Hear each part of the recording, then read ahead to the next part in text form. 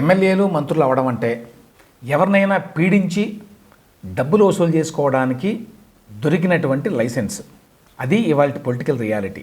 దీనికి తాజా ఎగ్జాంపుల్ విడదల రజనీ వ్యవహారం. ఈవిడ వైఎస్ఆర్సీపీ ప్రభుత్వంలో హెల్త్ మినిస్టర్గా ఉంది. ఆ టైంలో ఈవిడ చేసినటువంటి ఒక ఘనకార్యాన్ని వింటే ఏ స్థాయిలో మన రాజకీయ వ్యవస్థ కుళ్ళిపోయిందో అర్థమవుతుంది. ఆవిడ నియోజకవర్గంలోని ఎడ్లపాడు అనేటువంటి ఒక గ్రామంలో శ్రీ లక్ష్మీ బాలాజీ స్టోన్ క్రషర్ యజమానుల్ని బెదిరించి విడదల రజని 2 కోట్ల రూపాయలు వసూలు చేసింది. ఆవిడికి డబ్బులు వసూలు చేసినందుకు ఐపీఎస్ అధికారి పల్లె జాషువాకి 10 లక్షల రూపాయలు, ఇందులో సహాయపడినందుకు రజని పిఏకి మరొక 10 లక్షల రూపాయలు ఆ స్టోన్ క్రషర్ యాజమాన్యం ఇచ్చుకుందట. ఆ విషయాన్ని ఇప్పుడు విజిలెన్స్ అండ్ ఎన్ఫోర్స్మెంట్ విభాగం తేల్చింది.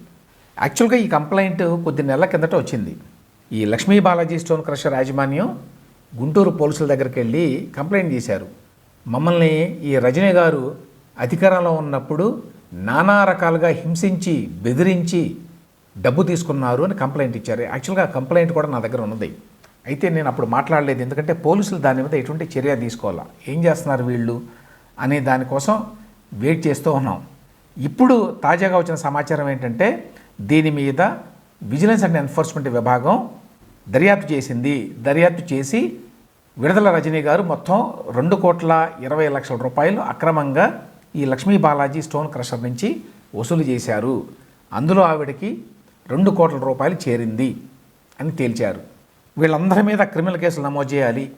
ఈ ఐపీఎస్ ఆఫీసర్ అయినటువంటి జాషువా మీద సర్వీస్ రూల్స్ ప్రకారం యాక్షన్ తీసుకోవాలి అని కూడా రికమెండ్ చేశారట.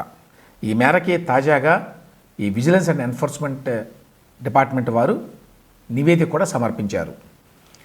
ఏమి జరిగింది?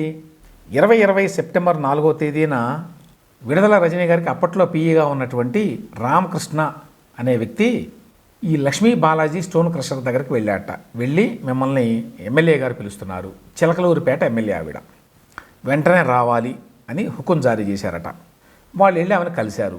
కలిస్తే మీరు క్రషర్లో బాగా డబ్బులు సంపాదిస్తున్నారు, మరి ఈ క్రషర్ కార్యకలాపాలు కొనసాగాలి అంటే నాకు 5 కోట్ల రూపాయలు ఇవ్వాలి అని అడిగారట. చాలా ఆశ్చర్యంగా ఉంటుంది. ఈవిడ ఎమ్మెల్యే, తర్వాత హెల్త్ మినిస్టరు, ఏ రకంగా చూసినా కూడా ఈవిడికి స్టోన్ క్రషర్ కార్యకలాపాలతో ఎటువంటి సంబంధం లేదు.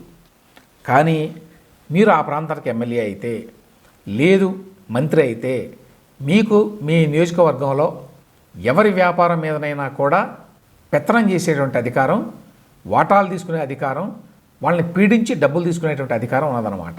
ఎమ్మెల్యే అవ్వడం అంటే ఆ విధంగా లైసెన్స్ పొందటం, జనాన్ని బ్లాక్మెయిల్ చేసి పీడించి డబ్బులు వసూలు చేయడానికి. సో 5 కోట్ల రూపాయలు విడదల రజని ఈ బాలాజీ స్టోన్ క్రషర్స్ యాజమాన్యాన్ని డిమాండ్ చేశారట. డిమాండ్ చేయగానే సహజంగా ఎవరు ప్రొటెస్ట్ చేస్తారు. అయితే కొన్నాళ్ళ తర్వాత అప్పుడు గుంటూరు జిల్లా రీజనల్ విజిలెన్స్ అండ్ ఎన్ఫోర్స్మెంట్ అధికారిగా పల్లె జాషువా అని ఆయన ఉన్నాడు. ఈ విజిలెన్స్ అండ్ ఎన్ఫోర్స్మెంట్ అధికారిగా ఉన్న వ్యక్తి పనేమిటి? ప్రభుత్వ విభాగాల్లో అవకతవకలు, అవినీతి జరగకుండా చూడడం.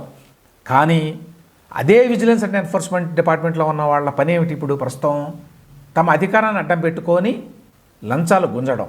సో ఈ రీజనల్ విజిలెన్స్ అండ్ ఎన్ఫోర్స్మెంట్ అధికారిగా ఉన్నటువంటి ఐపీఎస్ అధికారి పల్లె జాషువా గారు ఏం చేశారు? రజనీ గారి ఆదేశాల మేరకు ఆయన వెళ్ళి ఆ స్టోన్ క్రషర్లో తనిఖీలు చేశారట. తనిఖీలు చేసిన తర్వాత ఏముంటుంది? ఒక నోటీస్ ఇస్తారు. అనేక అవకతవకలు ఉన్నాయి, ఇక్కడ అక్రమాలు జరుగుతున్నాయి, మీరు 50 కోట్ల రూపాయలు చెల్లించాల్సి ఉంటుంది అని చెప్పి ఆ యాజమాన్యాన్ని బెదిరించారట. ఇక వెంటనే యాజమాన్యం బెదిరిపోతుంది. ఏం చేయాలా అని చెప్పి వాళ్ళు మల్లగుల్లాలు పడుతూ ఉంటారు. ఆ టైంలో మళ్ళీ జాషువా గారు ఫోన్ చేసి, ఏమిటి మీరు మరి మేడమ్ గారు అడిగిన డబ్బులు ఇస్తారా, లేకపోతే 50 కోట్ల జరిమానా విధిస్తూ నోటీస్ ఇమ్మంటారా, అదే సమయంలో మీ స్టోన్ క్రషర్ వ్యాపారాన్ని సీజ్ చేయమంటారా అని అడిగాట. సహజంగానే ఏ వ్యాపారస్తుడైనా దిగొస్తాడు. స్వయంగా విజిలెన్స్ అండ్ ఎన్ఫోర్స్మెంట్ డిపార్ట్మెంట్లో ఉన్నటువంటి ఐపీఎస్ స్థాయి అధికారే బెదిరిస్తుంటే, బ్లాక్మెయిల్ చేస్తుంటే 50 కోట్లు ఫైన్ వేస్తాను అంటే, మీ వ్యాపారాన్ని మొత్తాన్ని క్లోజ్ చేసి సీజ్ చేస్తాను అంటే మీ మీద కేసులు పెడతాను, జైలుకు పంపిస్తాను అంటే భయపడకుండా ఎవరుంటారు? అప్పుడు ఆ యాజమాన్యం వెళ్ళి బతిమలాడుకొని, బేరం ఆడుకొని చివరికి 2,20,00,000 రూపాయలు ఇవ్వడానికి ఒప్పుకున్నారట. ఇందులో సింహభాగం మేడం విడుదల రజనీ గారికి ఇచ్చారు, 2 కోట్ల రూపాయలు. మరి ఇందులో ఎంతో కష్టపడినటువంటి ఐపీఎస్ అధికారిగా ఉన్నటువంటి పల్లె జాషువా గారికి కూడా డబ్బులు అందాలి కాబట్టి ఆయన ఎంతో హ్యూమిలిటీ తోటి ఓ 10 లక్షలు మాత్రమే తీసుకున్నాడు. మరి ఎమ్మెల్యేకి పిఏగా ఉంటే మరి ఆయనకు కూడా వాటా ఉండాలి కదా, అందుకని ఆయనకో 10 లక్షలు. సో మొత్తం 2,20,00,000 బేరం కుదుర్చుకొని ఆ మేరకి ఈ లక్ష్మీ బాలాజీ స్టోన్ క్రషర్ యాజమాన్య వాళ్ళు ఈ డబ్బులను వాళ్ళకి ఇచ్చారట. ఈ డబ్బులు ఇచ్చిన వ్యవహారాన్ని అంతా కూడా అప్పట్లో ఈ స్టోన్ క్రషర్ యాజమాన్యం రికార్డ్ చేసింది, కొన్ని ఆధారాలని పెట్టుకుంది.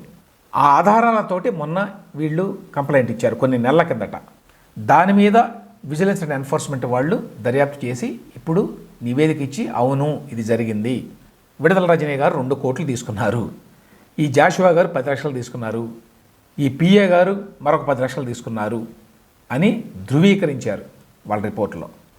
సో దీని మీద చట్టపరంగా చర్యలు తీసుకోండి, క్రిమినల్ కేసులు నమోదు చేయండి అని చెప్పి విజిలెన్స్ డిపార్ట్మెంట్ రికమెండ్ చేసింది. ఈ మొత్తం వ్యవహారాన్ని చూసి ఏం అర్థం చేసుకోవాలి? విడుదల రజనీ అనే ఆవిడ చదువుకున్న వ్యక్తి, ఇన్ఫర్మేషన్ టెక్నాలజీలో పనిచేసింది ఎక్కడ, అమెరికాలో. అక్కడ ఆవిడ హస్బెండ్ కూడా ఏదో కంపెనీ పెట్టి డబ్బులు కూడా బాగానే సంపాదించారట. ఆ తర్వాత తెలుగుదేశం పార్టీలో చేరింది, రాజకీయాల్లోకి వచ్చి అక్కడి నుంచి వైఎస్ఆర్సీపీకి వెళ్ళింది. వైఎస్ఆర్సీపీలో పోటీ చేసి చిలకలూరిపేట ఎమ్మెల్యేగా గెలిచింది. ఆవిడ బీసీ కూడా. సో ఆవిడ మహిళ, ఆవిడ బీసీ, ఆవిడ చదువుకున్నది. చాలామంది ఏమంటారంటే మహిళలు రాజకీయాల్లో ఎక్కువ ఉండాలి, వాళ్ళు ఉంటే పరిపాలన మెరుగ్గా ఉంటుంది, లేక అణగారిన వర్గాలు పరిపాలనలో ఉండాలి, వాళ్ళు ఉంటే ఇంత అరాచకం జరగదు పరిపాలనలో, చదువుకున్న వాళ్ళు రాజకీయాల్లో ఉండాలి, వాళ్ళు ఉంటే ఇన్ని అవకతవకలు జరగవు మన వ్యవస్థలో, ఇట్లా మాట్లాడుతూ ఉంటారు చాలామంది. ఈ విడుదల రజనీకి ఆ 3 క్వాలిటీస్ ఉన్నాయి. ఆవిడ చదువుకున్న వ్యక్తి, ఆవిడ బ్యాక్వర్డ్ క్లాసెస్కి చెందిన వ్యక్తి, ఆవిడ మహిళ. అయినా కూడా నిస్సిగ్గుగా వ్యవస్థలో మిగతా వాళ్ళంతా ఏ విధంగా చేస్తున్నారో అంతకి ఏమాత్రం తగ్గకుండా తనకు ఏమాత్రం సంబంధం లేనటువంటి ఒక స్టోన్ క్రషర్ వ్యాపారస్తుల దగ్గరికి వెళ్ళి బెదిరించి 2 కోట్ల రూపాయలు తీసుకున్నది అంటే ఇక మిగతా వాళ్ళని బెదిరించి ఎన్ని కోట్లు తీసుకుందో, ఎన్ని వందల కోట్ల రూపాయలు సంపాదించిందో అక్రమంగా తన ఎమ్మెల్యే పదవిని అడ్డు పెట్టుకొని, ఆ తర్వాత తన మంత్రి పదవిని అడ్డు పెట్టుకొని ఊహించడానికే కష్టంగా ఉంటుంది. ఈ పార్టీ ఆ పార్టీ అనేమీ లేదు. ఏ పార్టీ అయినా ఇవాళ ఎమ్మెల్యే పదవి అంటే, ఎమ్మెల్సీ పదవి అంటే, ఎంపీ పదవి అంటే, మంత్రి పదవి అంటే అరాచకాలు చేయడానికి, అవినీతి చేయడానికి, తన నియోజకవర్గంలో లేక తన జిల్లాలో లేక మొత్తం రాష్ట్ర యావత్తు ఇష్టారాజ్యంగా దోచుకోవడానికి తమకి దొరికిన లైసెన్సు అని అందరూ భావిస్తున్నారు. జనం మాత్రం కులం పేరుతోనో, ప్రాంతం పేరుతోనో, పార్టీల పేరుతోనో వీళ్ళందరినీ మోస్తున్నారు.